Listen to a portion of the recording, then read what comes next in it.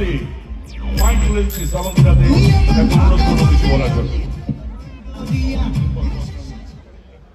প্রথমেই সুমিতদাকে বলতে চাই তোমায় দেখে ভীষণ ভালো লাগছে। অনেকদিন পর দেখা হলো আর দেখে মনে হচ্ছে 72 হয়েছে।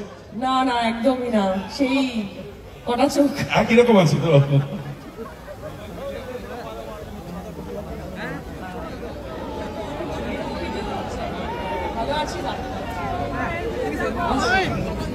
আচ্ছা, আমি দাদার ব্যাপারে বলতে চাই। তুলুদা আমার প্রতিবেশী, টাওয়ার 5-এ থাকে আরবানার।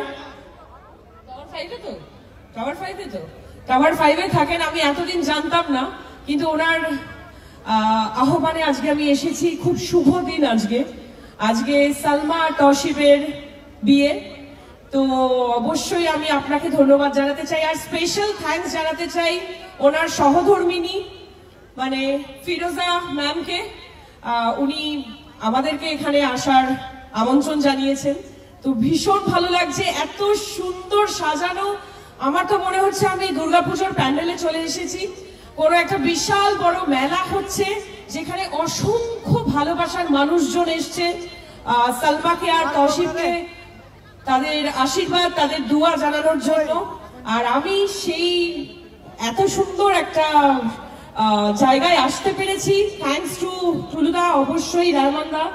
আমি ধন্যবাদ জানাতে চাই আমাদের অর্গানাইজার রহমানদা। আরো অনেক গুণী শিল্পীরা আসছেন, তাদের ছোট ছোট পারফরমেন্স দেখতে পাচ্ছি, দারুণ লাগছে।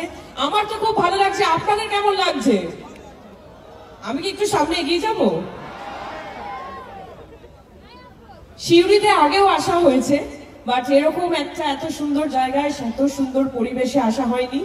তো এটাই বলবো, হ্যাঁ সামনে আমার দেবী চৌধুরানী আসছে, টিজার অলরেডি বেরিয়ে গেছে।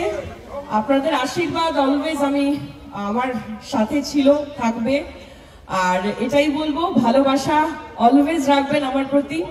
আর তৌসিফ আর সালমাকে অনেক অনেক অনেক অনেক শুভেচ্ছা। কিছু বলো তোমরা, কেউ কিছু বলছো না? একটু হাতগুলো দেখতে চাই পিছনে। উফ, ও মাই গড, কত ফ্লাইং কিছু পাচ্ছি আমি। বাচ্চা ছেলে না মেয়ের গলা? আচ্ছা, আমি যখন এসছি তো আমি দেখছি এখানে অনেক বাচ্চা বন্ধুরা আছে আমার। তো অবশ্যই এত দূর থেকে এসছি, বাচ্চাদের জন্য নিউ ইয়ারের একটা কবিতা অবশ্যই বলতে পারি। চাঁদ উঠেছে, ফুল ফুটেছে, কদম তলাইতে, হাতি নাচছে, ঘোড়া নাচছে, সোনা মনি বিয়ে।